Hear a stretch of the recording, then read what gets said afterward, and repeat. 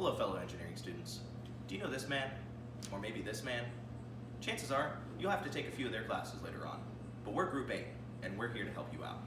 You see, in 1845, a man named Gustav Kirchhoff introduced fundamental electrical laws to the world. One of his laws was his voltage law, which states that the sum of the voltage drops around a loop has to be equivalent to 0. In performing our experiment, this is the equipment that we used.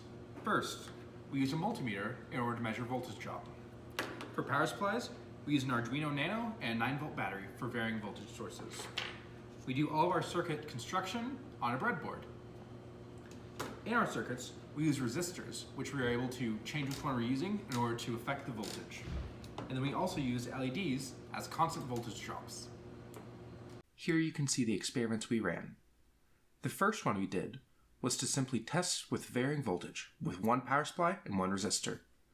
Our prediction was that we would see the voltage drop across the resistor increase as the voltage of the power supply increased. And indeed, that's what we saw. The tester we're using is called a multimeter. It requires us to plug in 2 test leads, one before the component in the loop and one after the component, and it tells us what voltage we see.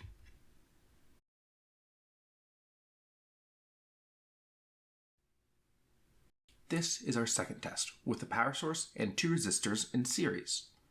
In it, we increase the voltage change across one resistor by varying its resistance.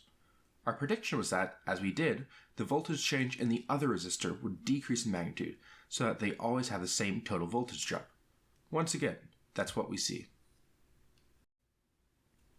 Something important to notice as we're taking the measurements is that we skip measuring across the wires themselves that are connecting the components. This is because the multimeter we're using isn't sensitive enough to detect the minute voltage drop across the wires themselves, so we omit that part for brevity. This is our final test, with the power source and 2 resistors wired in parallel. For this experiment, we predicted that the voltage drop across both resistors would be equal in magnitude to the voltage across the power source. We do not expect them to have a constant sum like the previous one, for reasons that will be explained later. However, keep in mind that, the way we're measuring it, the power source is positive and both resistors are negative. This test again verified the law, but it may not be immediately clear why, since viewers who are paying attention will notice there's a loop that includes 2 resistors that doesn't sum to 0. So, to explain this and the previous circuits, here's Miranda. This is a simple series circuit. When you start at a point, you go until you reach the battery, and that is called VB, and then you continue to go until you reach R1, which is VR1, until you come back to the point. Our law states that VB plus VR is equal to 0, which means VR equals negative VB, which is a linear relationship.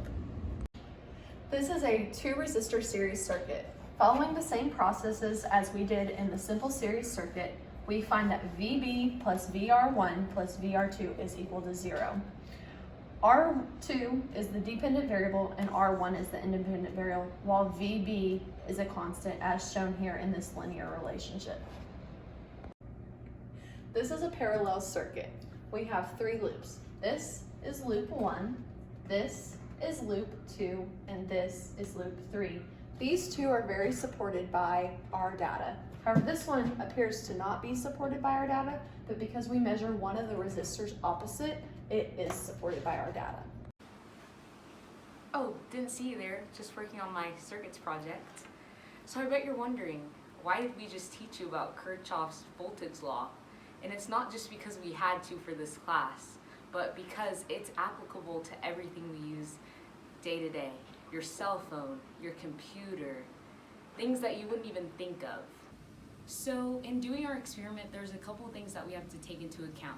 First, the error of the multimeter. Second, wires have a little bit of resistance in them. Third, the power supplies vary while we're doing the experiment. And fourth, resistors aren't exact values. This law is entirely fundamental to everything electronic.